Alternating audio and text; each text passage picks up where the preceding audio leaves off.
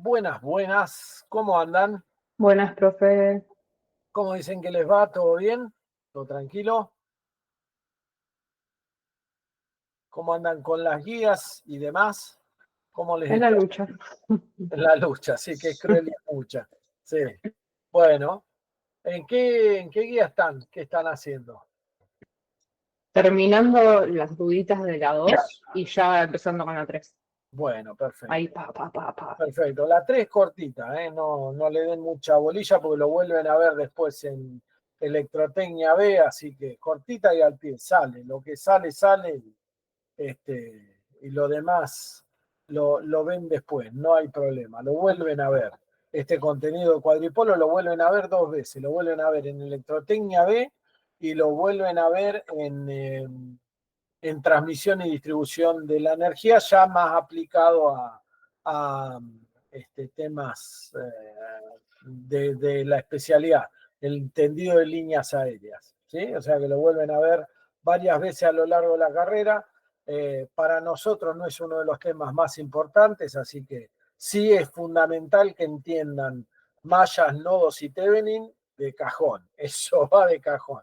Cuadripolos es medio como que es un tema medio intrascendente, y lo que viene ahora, que es alterna, es un tema absolutamente trascendente. ¿Sí? El tema de hoy es de los más importantes, así que ténganlo en cuenta, como para ver, a ver qué pasó.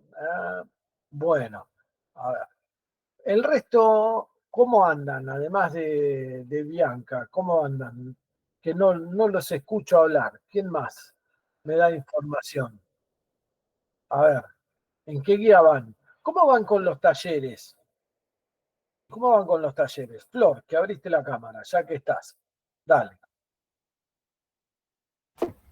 Bien, por mi parte yo nunca había hecho un circuito ni sabía, digamos, cómo eran los componentes, entonces estuvo bueno Bien, para, digamos, practicar y hacer mediciones y eso. perfecto. Van a seguir, acuérdense que tienen que hacer circuitos, ¿sí? Ahora vamos a llegar a hacer un circuito muy elemental, que es un magnetizador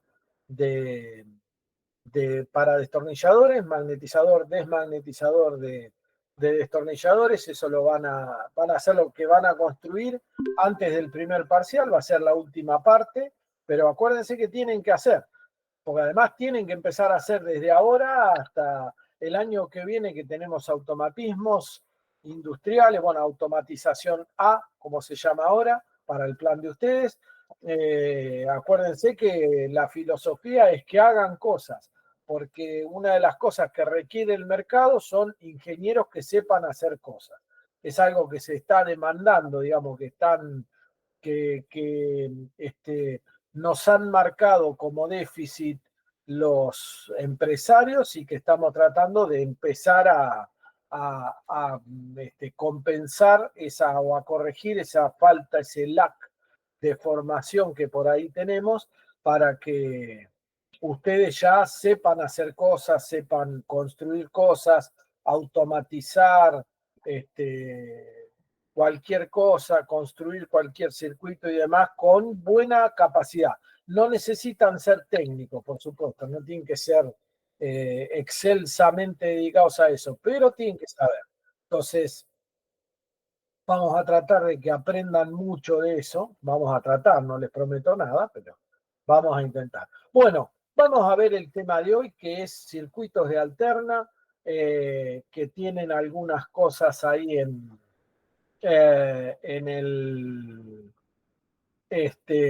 los videos y demás, que yo supongo ustedes ya lo vieron, quiero pensar, ¿no? ¿Vieron los videos de alterna? ¿Qué onda? ¿Se acuerdan algo de alterna, de haberlo visto aunque sea en física? ¿Cómo estamos con esto? Si yo les doy este circuito y les pido a ustedes que me calculen la corriente, ¿se animan a calcularla? Sí, no, más o menos. Lo vimos cómo hacer en Física 2, pero la verdad no me acuerdo. Se tiene que usar el método de Fasores. Claro, bueno, el método de Fasores es justamente la mejor simplificación para usar, porque si tenés que resolverlo, en realidad para resolverlo de la manera clásica, el método de Fasores es de principio del siglo XX, ¿sí? Es de principio del siglo XX. Entonces, finales del siglo XIX, principio del siglo XX. Si vos lo resolvés a la manera clásica, te vas a querer matar. Vamos a tratar de que lo resuelva siempre con Fasores, pero vamos a tratar de ver cómo se resolvería si lo hicieras a la manera clásica igual, como, digamos, una cuestión de ver cómo se hacía en la época del museo, ¿no? En épocas muy antiguas. Digamos, si yo tengo este circuito que está acá y quiero calcular la corriente, lo que tengo que hacer es escribir las ecuaciones que forman un circuito de alterna, que son que la tensión, perdón, la tensión es, en función del tiempo, 100 es la información que me dan, 100 por el seno de 314t. ¿Qué información adicional puedo sacar de esta expresión en sí? En principio, ¿qué información puedo sacar? Estos 314 que están acá. Sí, dale, a ver. No me acuerdo quién habló, perdón. Sí, La amplitud de la tensión son 100 sí. y 340 es la velocidad angular. ¿Y cuánto? 314, perdón. Perdón, sí, no entendí a qué hacía referencia, le erraste el número nada más. Está bien, sí, perfecto. Esa es la amplitud angular. ¿Y la amplitud angular cómo la llamamos? Habitualmente en electrotecnia nosotros, no sé si la llaman igual en física, supongo que sí. ¿Cómo le dicen a esto? Además de amplitud angular, digamos, ¿qué letra usás para identificarlo? Omega. Omega, perfecto. ¿Y omega a qué es igual? ¿Omega a qué es igual? 2pi por F. Sí, tal cual, 2pi por frecuencia. ¿Está? Omega es 2pi por frecuencia. Entonces, ¿cuánto vale si el omega vale 314? ¿Cuánto vale F? Que es lo que más me interesa. ¿Cuánto vale F? En principio. Mirá, 50 Hz. ¿Sí? Fíjate que 2 por 50 es 100, 100 por pi te da 314. Es un número habitual, lo usamos nosotros con mucha frecuencia. 50 Hz es la frecuencia de la alterna en Argentina, no en todos los países, ¿sí? En Argentina, en Alemania, una parte de Brasil tiene 50, la otra tiene 60, hay que ver dónde estás. Puede pasar, Paraguay tiene 50, Estados Unidos tiene 3 frecuencias, ninguna de 50, Estados Unidos tiene 20, 40 y 60, 60 Hz para la tensión domiciliaria, 20 Hz para la línea pesada, para la línea de potencia, para las grandes máquinas, 40 para las máquinas más pequeñas. La red habitual de Estados Unidos es de 60 Hz. Esto provoca distintas cosas, por ejemplo, distintos bobinados, distintas velocidades en los motores, distinta cantidad de polos muchas veces, etcétera, etcétera, etcétera. Pero para nosotros y por ahora no nos vamos a complicar demasiado la existencia. Esta es la frecuencia habitual en Argentina. Argentina tiene esta frecuencia sola, no hay otra de red, de transmisión de la red, ni siquiera tenemos experimentales como sí tienen algunos otros países. Hay países que han probado con frecuencias más altas y más bajas, pero siempre andamos alrededor de eso. 50 o 60 en el mundo, digo, siempre andamos alrededor de esto. Entre 50, digamos, de 20 a 60 Hz es lo máximo que obtenemos, porque no hay razón para subirla demasiado. Subirla demasiado implica ciertas complicaciones, porque al subir la frecuencia es difícil de contener en un mismo medio y se suele escapar de ese medio. Entonces, con 50 andamos bárbaros. ¿Cómo sería la ecuación para escribir o calcular la corriente? Bueno, lo que tenemos que hacer es la ecuación de Kirchhoff de las tensiones. Kirchhoff vale en alterna o en continua, porque tiene consideraciones energéticas de por medio, así que, digamos, la caída de tensión de alimentación va a ser la suma de la caída de tensión en la resistencia más la caída de tensión en la inductancia. Si recordamos de nuestra época de física, la caída de tensión en la resistencia es la que siempre vemos, que es que la tensión en una resistencia es I por R, pero la B sub L tiene expresión diferencial. ¿Se acuerdan? Había una ley de Lenz y una ley de Faraday de por medio. B sub L es L por la derivada de la corriente con respecto al tiempo. Entonces, cuando yo quiero escribir la ecuación completa de la malla, esta elemental, lo que hago es decir que B, que es 100 seno de 314t, es igual a, quiero correr esto, ahí está, es igual a la corriente por la resistencia más L por la derivada de I con respecto a T.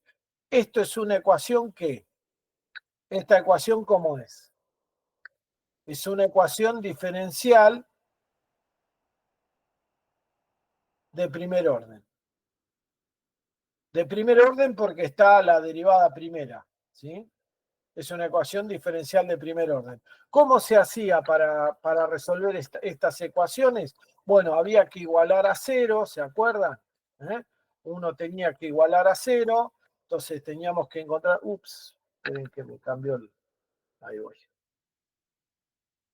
Ahí está.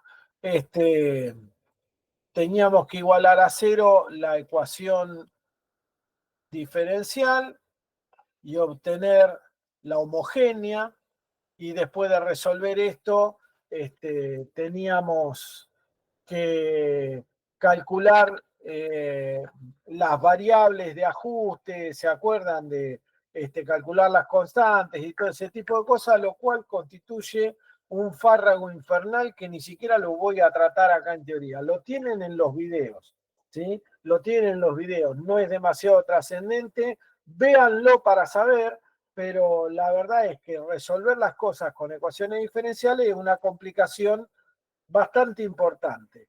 ¿Cuál es la solución para no tener que trabajar con ecuaciones diferenciales? Lo que dijo, creo que era Eric, el método fasorial. ¿En qué consiste el método fasorial? El método fasorial, digamos, el método fasorial no es casual ni es natural el método fasorial, porque a veces uno se cree, no, el método fasorial surgió y ya está. No, ningún surgió. El método fasorial es una creación de un ingeniero alemán, de un ingeniero y matemático alemán-americano que se llamaba Steinmetz. Steinmetz tiene una particularidad, saben ustedes, Steinmetz ¿vieron ese chiste de cuánto vale el trabajo del ingeniero que viene y le da una vueltita al tornillo? Yo creo que ya se los conté, no me acuerdo. La anécdota de Steinmetz con Ford, con un generador Edison funcionando dentro de una de las fábricas de Ford. ¿Lo escucharon alguna vez o no? Así no los aburro, díganme, por las dudas. Se los conté, lo de Steinmetz con Ford y demás. Bueno, el chiste es el siguiente. Ford tenía un generador Edison en una de sus fábricas funcionando, porque Ford fue uno de los primeros en adoptar la corriente eléctrica como método de mover sus maquinarias. En vez de usar máquinas a vapor, que era lo que se usaba contemporáneamente, empezó a usar los generadores de Edison que eran a corriente continua. La corriente continua no es continua, los generadores de Edison no eran de continua, sino que eran de alterna rectificada. Después vamos a ver de qué se trata. La cuestión es que había un generador que daba problema, va Steinmetz, Ford, que estaba ya cansado de tener problemas, contrata a Steinmetz en forma particular y le dice, mire, yo necesito que me resuelva un problema. Steinmetz era contrahecho, tenía una joroba en la espalda, tenía problemas de enanismo, dwarfismo en inglés, dwarfism, ¿sí? Tenía una joroba en la espalda, era contrahecho, todo ese tipo de cosas. Era un tipo que físicamente tenía muchos problemas, entonces él pidió que lo dejaran unas cuantas horas cerca del generador de Edison, y que él iba a resolver el problema, pero necesitaba que le llevaran un catre donde poder descansar, porque no podía de otra manera quedar separado ni nada, y una escalera para alcanzar ciertos niveles. Al cabo de 2 o 3 horas que estuvo pensando, sacando cuentas con una libretita que tenía y todo eso, lo llama al capataz de la fábrica y le dice, mire, ustedes lo que tienen que hacer es cortar en la marca con tiza. Steinmetz dejó una marca con tiza, el núcleo del generador se desarrollaba para arriba, ¿sí? Él dice, tienen que achicar esto y tienen que sacar tantas vueltas de bobinado y empieza a andar. Entonces Ford hace eso, digamos, lo manda a hacer en su fábrica y empieza a funcionar fenomenal. El generador funcionaba bárbaro. Y entonces le dice a Steinmetz, bueno, dígame cuántos son sus honorarios, le dice Ford. Steinmetz le dice $10.000. Y Ford le dice, ¿cómo $10.000? Dice, que me mande, le dice a la secretaria, decile que me mande una factura detallada de por qué me cobra $10.000 por una marca de tiza, ¿sí? Y entonces Steinmetz le manda la factura detallada que le pidió la secretaria de Ford y le dice, hacer una marca de tiza, $1. Saber dónde hacer la marca de tiza, $9.999. Está ese chiste que lo usamos todos después, aflojar un tornillo, $1, saber cuánto aflojar ese tornillo, $9.999, en realidad es un hecho real que ocurrió con Steinmetz, el inventor del método fasorial, ¿sí? Con Steinmetz, con Edison y con Ford, vinculados todos ahí en la misma historia. Entonces, este método fasorial se le debe a un ingeniero brillantísimo que hubo en la electricidad al principio de toda la historia de la electricidad, cuando en realidad todavía se estaba discutiendo si alterna o continua era la mejor forma de alimentar las cosas. Miren de cuándo viene. Miren de cuándo viene. ¿En qué consiste el método fasorial? El método fasorial es nada más que decir que si yo tengo una senoide, en el tiempo,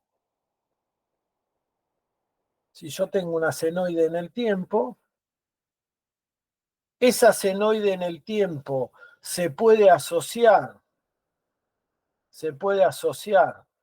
a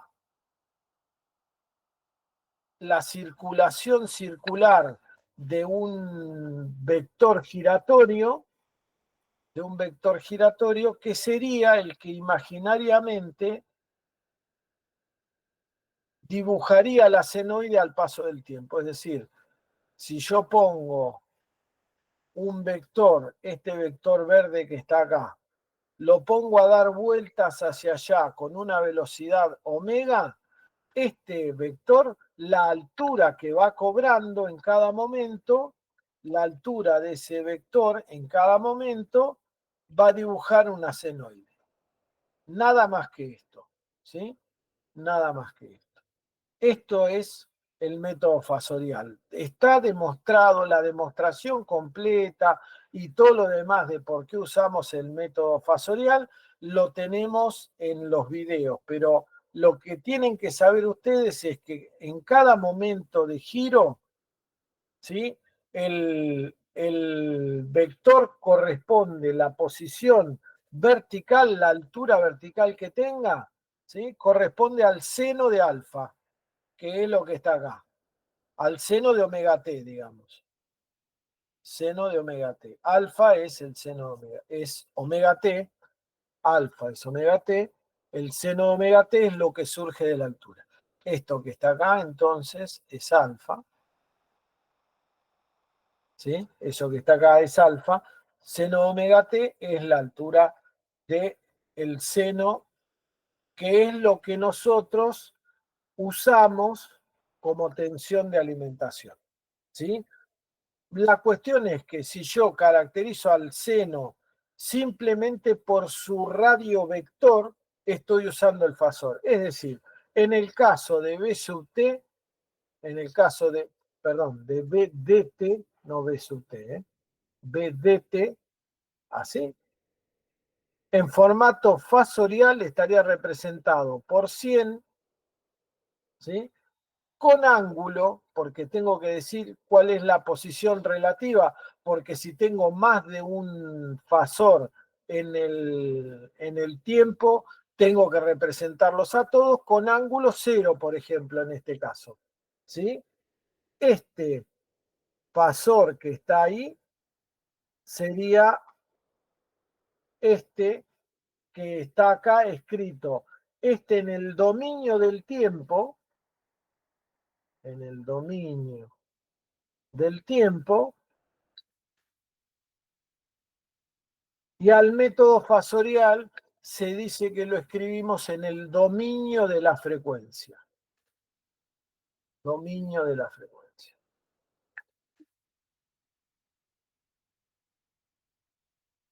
El método fasorial tiene una propiedad exquisita, digamos, que es que a las derivadas las convierte en productos y a las integrales las convierte en divisiones. ¿Está? Entonces, por ejemplo, las acciones que se derivan de, por ejemplo, L de I a de T,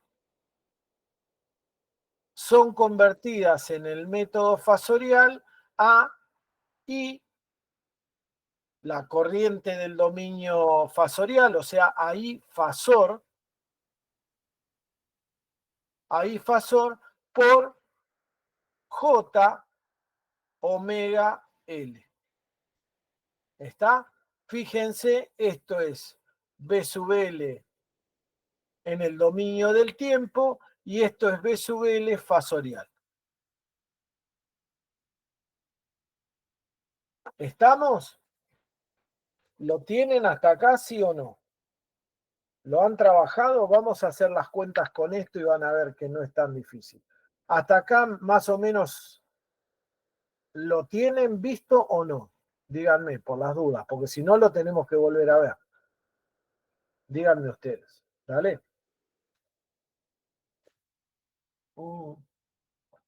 Qué poca respuesta. ¿No Sí, sí. ¿Lo Dale, vieron? vos dale. ¿Lo vieron ya? Sí. Sí, ¿O en no? física 2. Hasta Bien, rendimos por serie. bien. Entonces vamos a trabajar ya con eso. Vamos a hacer un par de cálculos así muy simplecitos y muy sencillos. Y vamos a ver qué resultados obtenemos de eso. Vamos a ver. Borro todo esto. ¿Estamos? Borro todo esto. Esto es todo introducción. No sirve para mucho. Son solamente comentarios.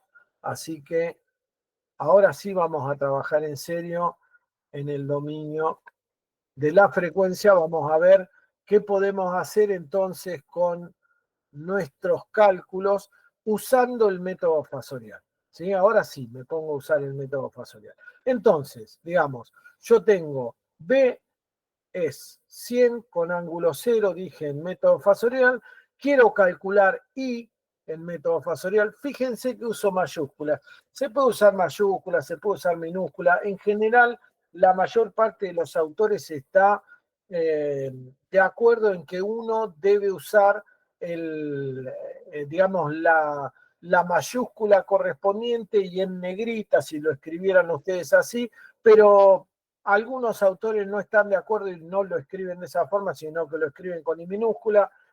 Esto es una cuestión de convención. Yo habitualmente lo escribo con mayúscula para distinguir fasores de tensiones y corrientes en el dominio del tiempo. Yo cuando uso fasores lo uso en mayúscula, en general. En general hago eso, entonces ténganlo en cuenta. Supongamos que yo quiero entonces calcular I, lo que tengo que hacer es calcular lo que se llama la oposición que presenta la inductancia al paso de la corriente, que en este caso es la reactancia inductiva. En vez de decirle resistencia, le decimos reactancia. Reactancia inductiva. ¿Por qué le decimos reactancia inductiva? Porque el efecto no es meramente el de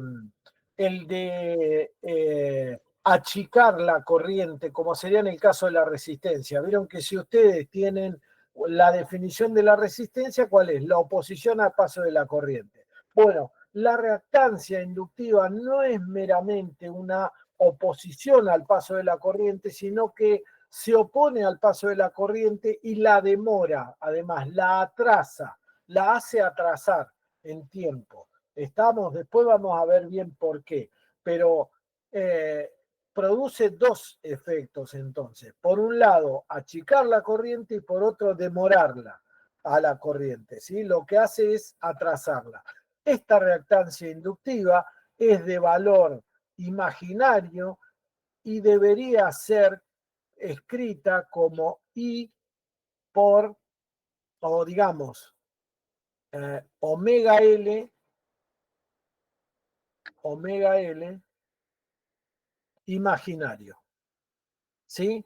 Como la I ya nosotros la usamos para la corriente, como la I la usamos para la corriente y se podría confundir con la corriente en el dominio del tiempo y qué sé yo, no usamos la I, sino que usamos la que sigue, el otro versor unitario, ¿se acuerdan de geometría? Usamos J.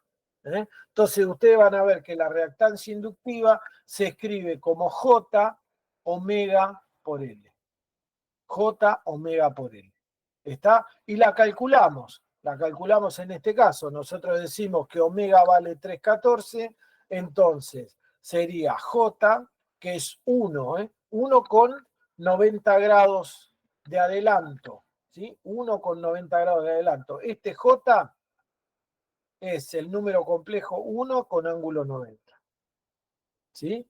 1 con ángulo 90. Y después por 314 por 3 por 10 a la menos 3 henries, que es la unidad de la inductancia. ¿Cuánto da esto? 314 por 3 por 10 a la menos 3. Díganme, por favor, porque no tengo la calculadora acá. ¿Me pueden decir? ¿Cuánto da 314 por 3 por 10 a la menos 3? 0,942. 0,942. 0,94. Vamos a ponerle 0,94 ohms. ¿Sí? La unidad de la reactancia inductiva es ohms con J, porque si no, no se produce el efecto. Recuerden que J es un número complejo. J es el número complejo 1 con ángulo 90. ¿Sí? J es el complejo 1 con ángulo 90. Estamos como I, digamos, nosotros lo conocemos como I.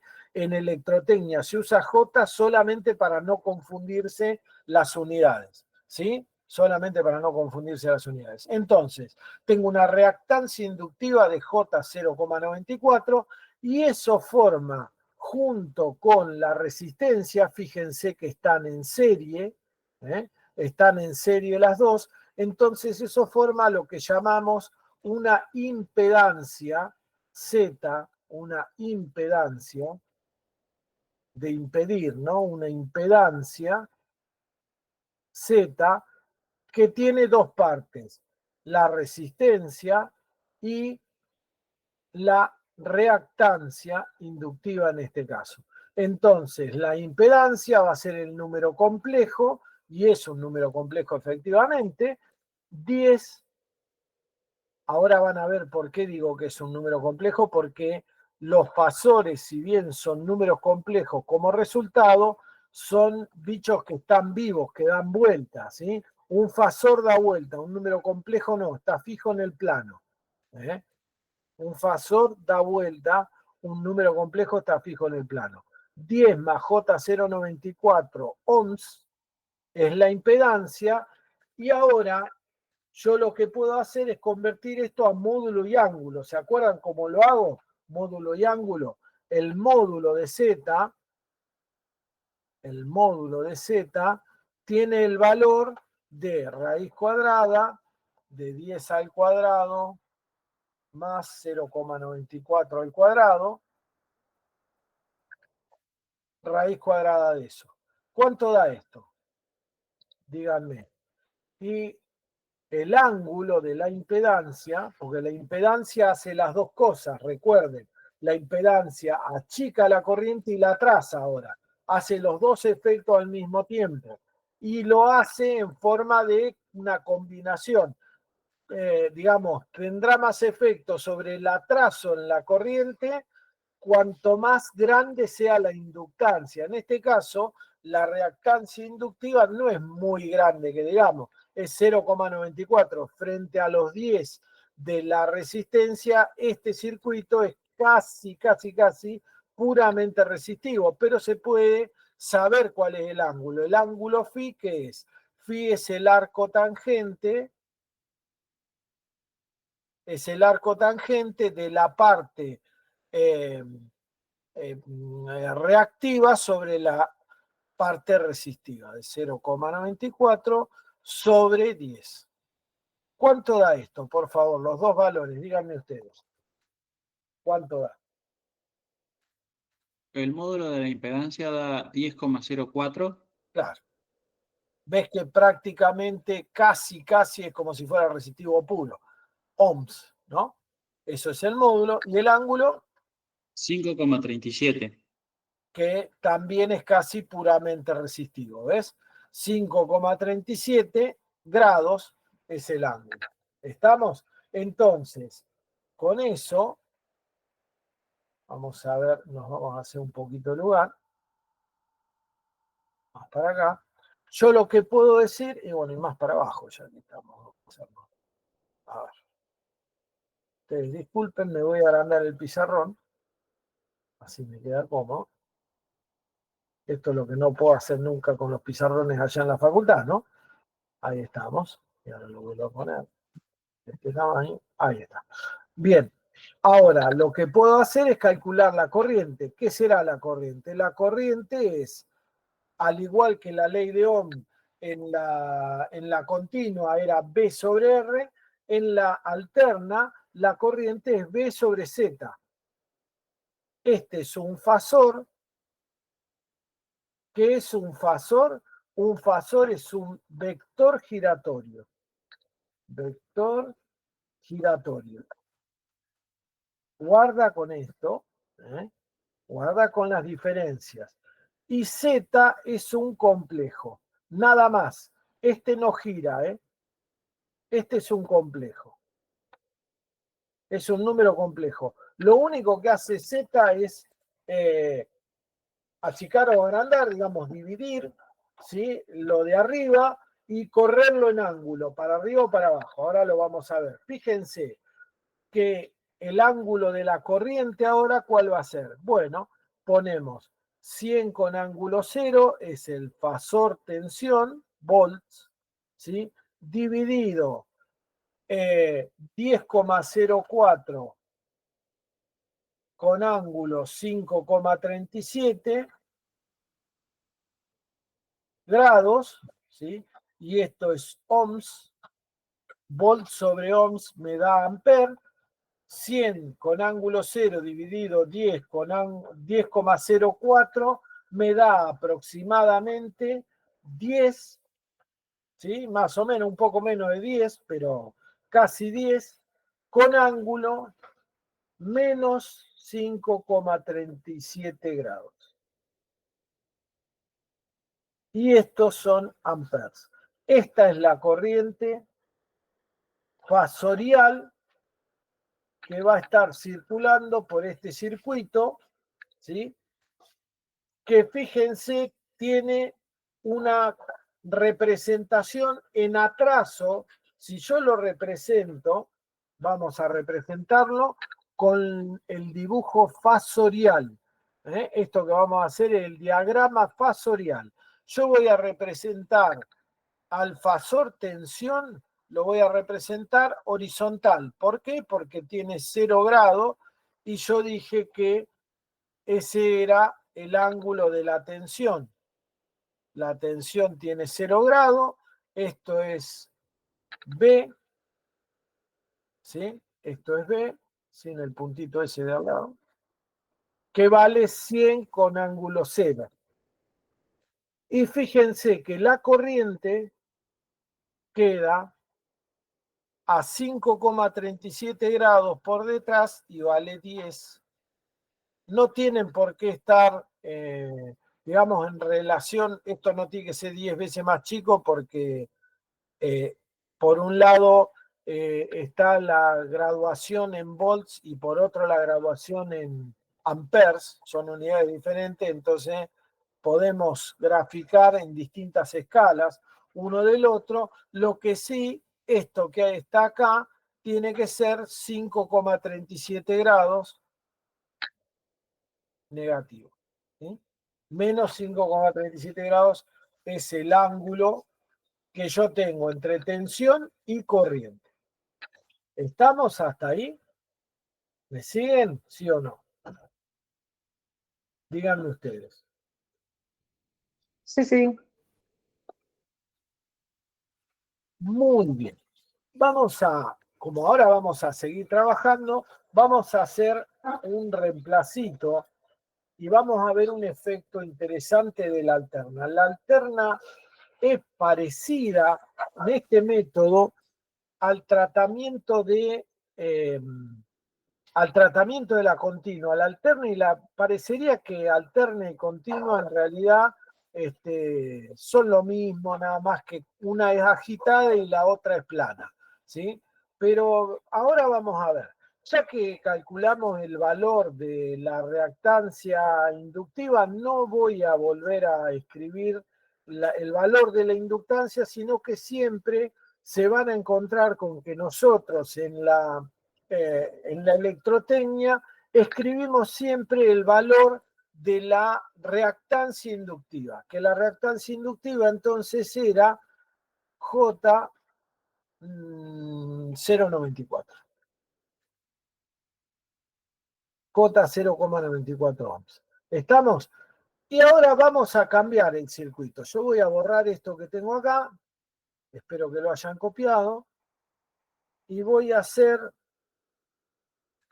borrar esto. Y voy a cambiar mi circuito. Ups. Ahí. Le voy a agregar un capacitor ahora.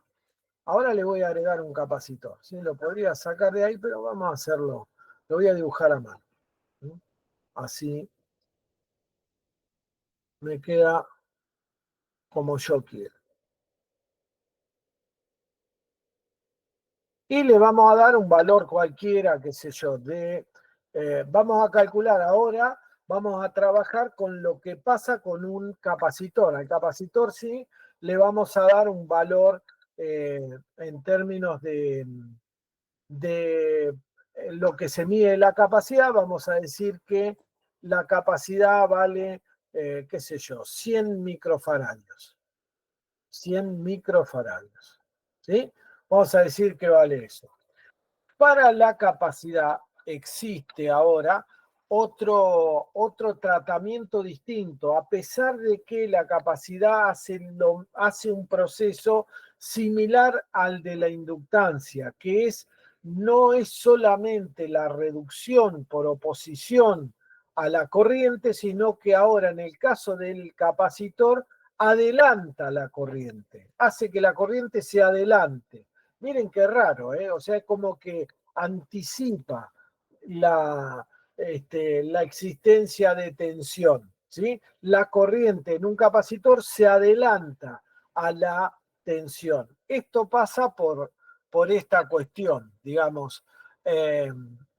Cuando ustedes tienen, lo voy a hacer ahora en continua, pero para que se entienda, cuando ustedes tienen un capacitor, fíjense que, y vamos a suponer que le ponemos una resistencia, se la voy a poner acá abajo. Le voy a poner una resistencia, porque si no lo que voy a decir era mentira, ¿sí? Pero lo voy a decir usando una resistencia, entonces ahora sí va a ser cierto.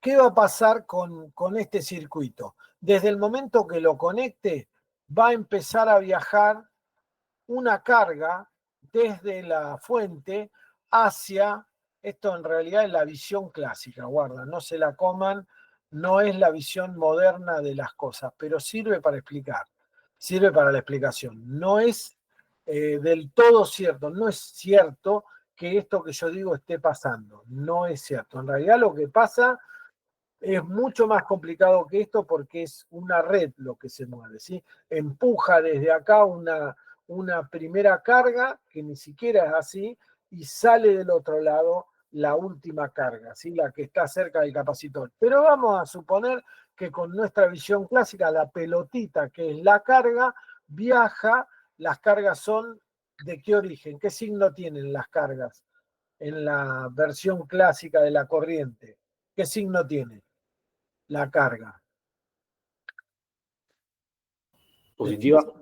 Positiva, exacto. ¿Sí? Sabemos que no.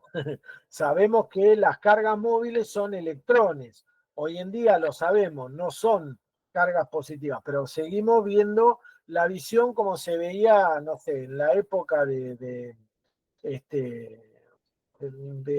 los primeros experimentadores, ¿no? No me salen los nombres, pero de los primeros, ¿sí? En las primeras épocas. Entonces, vamos a pensarlo en términos de una carga positiva, así, se mueve y viene acá, ¿sí? Y llega a la placa del capacitor. El capacitor, ¿qué es? El capacitor es un sándwich de una placa metálica, ¿sí? Una placa metálica que tiene un conector, una capa aislante, un pedazo de aislante, que le decimos dieléctrico. Dieléctrico y aislante son sinónimos, pero le decimos dieléctrico nosotros, ¿sí? Y al final tiene otra capa de metal. Metal, aislante, metal. Eso es un capacitor, metal, aislante, metal. Entonces, ¿qué va a hacer esta primera carga? Cuando llega acá, tiene toda la placa libre, se ubica en algún lado, se queda acá. ¿Estamos? Se mete ahí y ahí se quedó guardada, y eso que hace que se quede guardada empieza a enviar un campo eléctrico, que termina en una carga de signo opuesto, que se va a sentir atraída por ella, ¿sí? Como es una carga de signo opuesto, es una carga negativa, que se va a venir atraída por la carga positiva y se va a pegar en la placa, de abajo, ¿sí? Fíjense esto, al ustedes tener una carga pasando por el cable, tienen corriente, pero al principio tienen corriente y todavía no llegó la carga a la placa del capacitor, o sea que no hay tensión. Recién empieza a aparecer tensión cuando se pone una placa positiva arriba y una placa negativa abajo. Recién acá, ahí empieza a haber diferencia de potencial. Recién en ese momento, ¿sí? Y fíjense en esto. La segunda carga, vamos a dibujar una segunda carga que va viajando, que viaja y hace lo mismo, ¿sí? Se ubica, pero ya no se ubica libremente, porque estaba otra carga positiva en la placa. Y entonces, carga positiva con carga positiva se repelen, se tiene que ir a otro lado.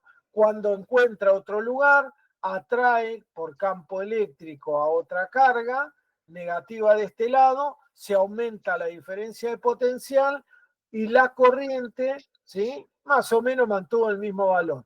Pero para la tercera carga que venga de viaje, la tercera carga ya se encuentra con 2. Entonces ya le resulta más difícil entrar, ya le resulta un poco más complicado. Entonces se ubica en un costadito donde puede, y llama a su contraparte del otro lado por campo eléctrico que se ubica acá y que también tiene esos problemas porque es negativa y está con placas negativas, está con cargas negativas en la otra placa. Entonces se van trabando las cosas. Entonces la tensión al principio aumentó de tener una carga a tener dos, poco problema. De tener dos a tener tres y un poco más de problema. De tener tres a tener seis ya es un montón de problemas. Y llega un momento donde la placa de arriba ya no le entran más cargas, ¿sí? Y la tensión, ¿cómo está en ese momento? Al máximo. La tensión en ese momento, como está lleno de cargas arriba y lleno de cargas abajo, la tensión está al máximo. Pero ¿cómo está la corriente? Ya no entra una carga más. Entonces, cuando la tensión es máxima, la corriente es cero. Cuando la corriente es máxima, la tensión es cero. ¿Se entiende cómo funciona? Por eso decimos que atrasa. ¿Por qué? Porque si yo lo pienso en términos de senoide y yo represento a la corriente, ¿sí? La corriente, cuando la corriente tenga el valor máximo, si esto es la corriente en gris, cuando la corriente tenga el valor máximo, la tensión va a tener el valor mínimo, 0, ¿sí? Y de ahí va a empezar a crecer. ¿Y va a crecer hasta dónde? Hasta el momento en el cual la corriente es cero, pero la tensión es máxima. ¿Se entiende? Y no entran más. Pero fíjense que la corriente se anticipó a la tensión. La corriente le ganó por un buen tramo, por todo este pedazo de acá, por todo este pedazo de acá, a la tensión. ¿Sí? Ganó y llega primero, la corriente se establece primero en un capacitor que la tensión. Al revés que lo que pasa con la inductancia. En la inductancia se establece primero la tensión y recién ahí puede pasar corriente. ¿Sí? Pero si no hay tensión, ninguna posibilidad. Si no aparece primero la tensión en una inductancia, no hay posibilidad de que circule un electrón. ¿Sí? En cambio, no tiene que haber ninguna tensión en el capacitor y yo ya tengo electrones circulando. ¿Sí? No necesito que haya tensión en el capacitor. Entonces, el capacitor produce un efecto análogo al de la inductancia, pero al revés. Lo que en la inductancia atrasa la corriente, en el capacitor adelanta. Entonces, decimos que la reactancia capacitiva, esta la deben haber visto en física, la reactancia capacitiva,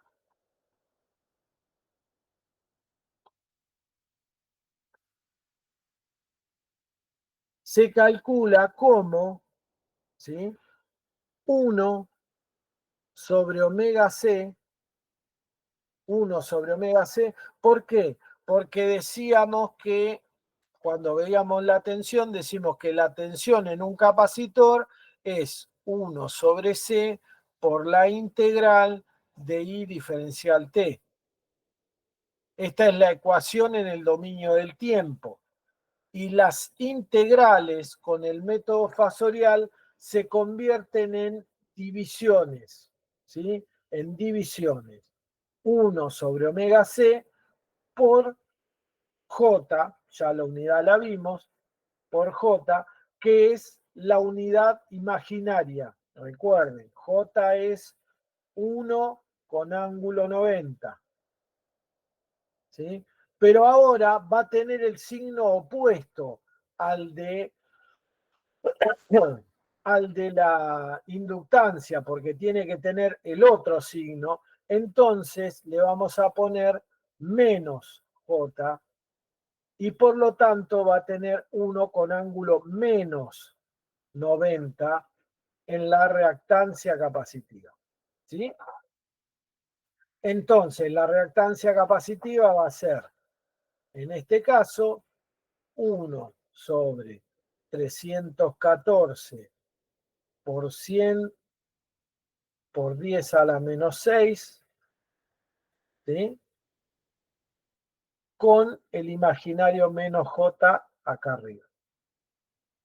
¿Cuánto da esta cuenta? ¿Me dicen, por favor? ¿Cuánto da esta cuenta? 1 sobre 314 hacen 314 por 100 por 10 a la menos 6. 1 sobre eso, ¿cuánto da?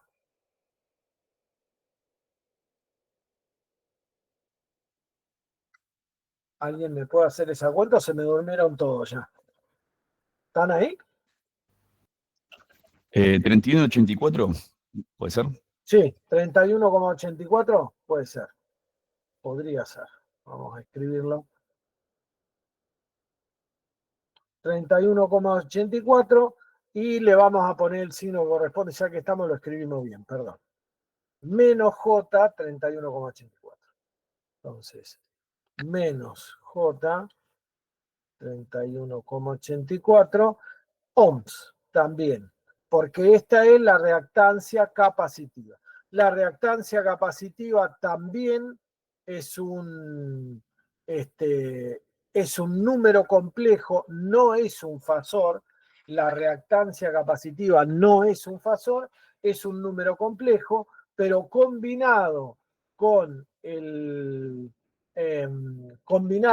la corriente, que sí es un fasor, produce una caída de tensión que también es un fasor. Entonces, en este caso vamos a escribir la ecuación para calcular I como 100 con ángulo, acuérdense que acá, bueno, vamos a hacer así, voy a cambiar de color, acuérdense que acá dijimos que esto era 100 con ángulo 0, 100 con ángulo 0, y vamos a escribir la ecuación como que la corriente I, perdón, que la corriente I es igual a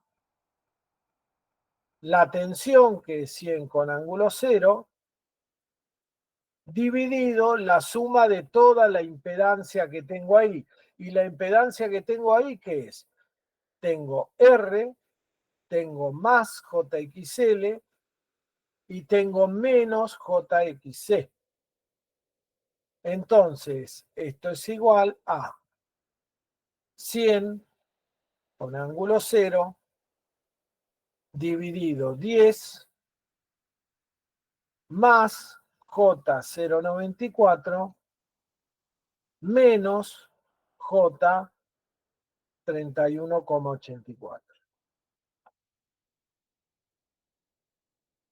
Entonces esto me da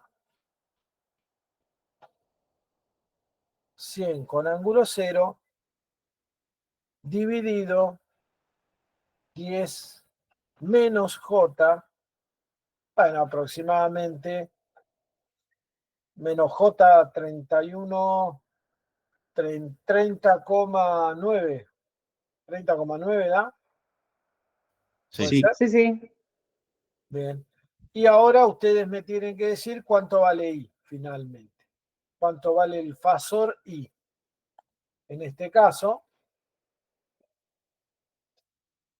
¿cuánto vale I? 100 dividido 10 más J30,9. 10 menos J30,9, perdón.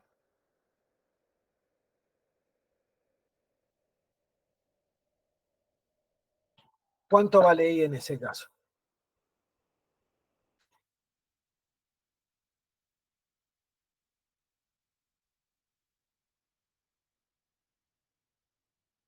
¿Cuánto les dio?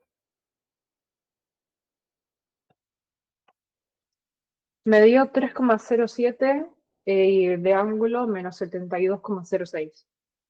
3,07 y de ángulo Menos 72,06. no puede ser. Tiene que ser positivo el ángulo. A ver, wait.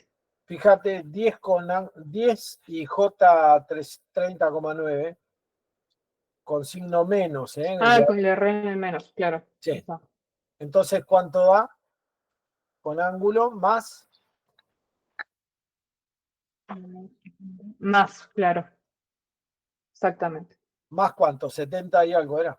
72,06. Más 72, lo tomamos así. Más 72.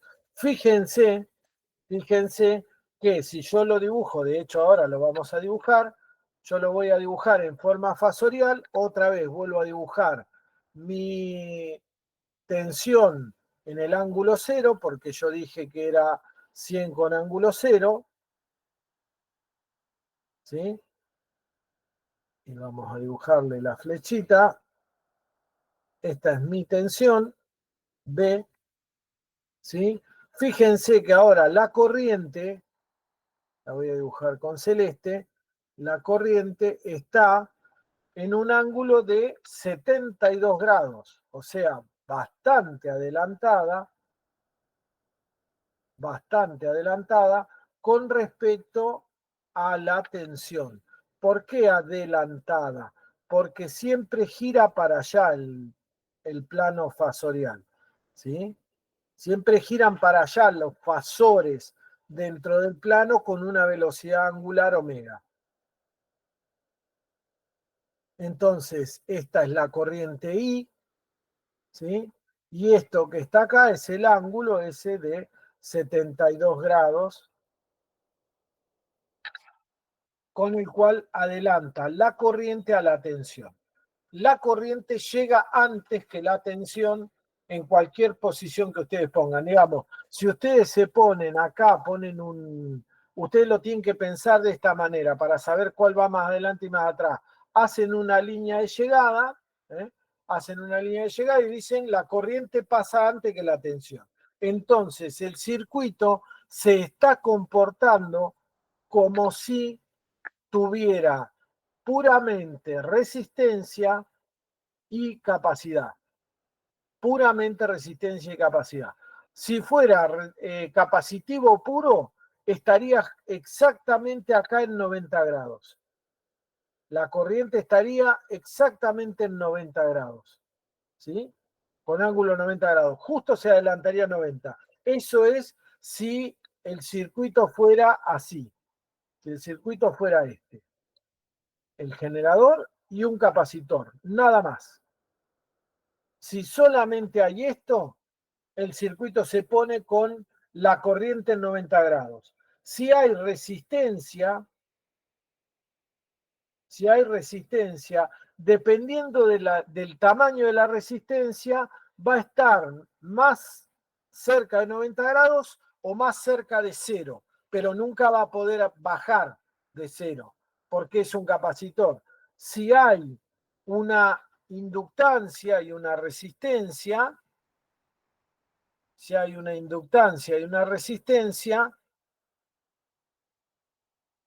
la capacidad, la corriente va a estar en algún lugar entre 90, entre menos 90, acá, entre menos 90 de ángulo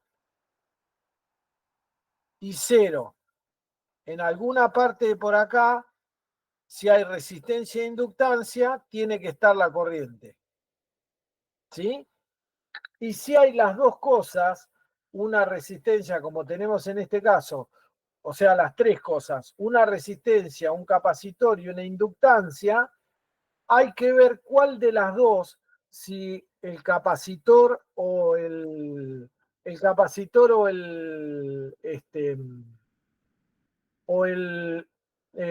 inductor dominan el comportamiento. ¿Sí? Hay que ver cuál de los dos domina al otro. En nuestro caso, lo que está pasando es que el capacitor opone una reactancia que es mucho mayor que la que opone la inductancia, que solamente tiene 0,94. El capacitor tiene 31, ¿sí? Negativos. Entonces, manda más el capacitor y el circuito lo percibe como si fuera casi todo de capacitor, ¿sí? Porque incluso el capacitor es mucho más grande que la oposición que puede presentar la resistencia. ¿Estamos? Bueno, vamos a hacer una pausita acá. Son las 5. Vamos a hacer una pausa acá y vamos a volver en 10 minutos para ver algunos circuitos de alterna y algunos efectos que me interesa que vean porque son muy interesantes de la alterna que no son compatibles con pensar a los circuitos como si fueran en continuo. ¿Está? Nos tomamos 10 minutitos y volvemos a entrar con el segundo libro. ¿Dale? Ok. Nos vemos en 10 minutos.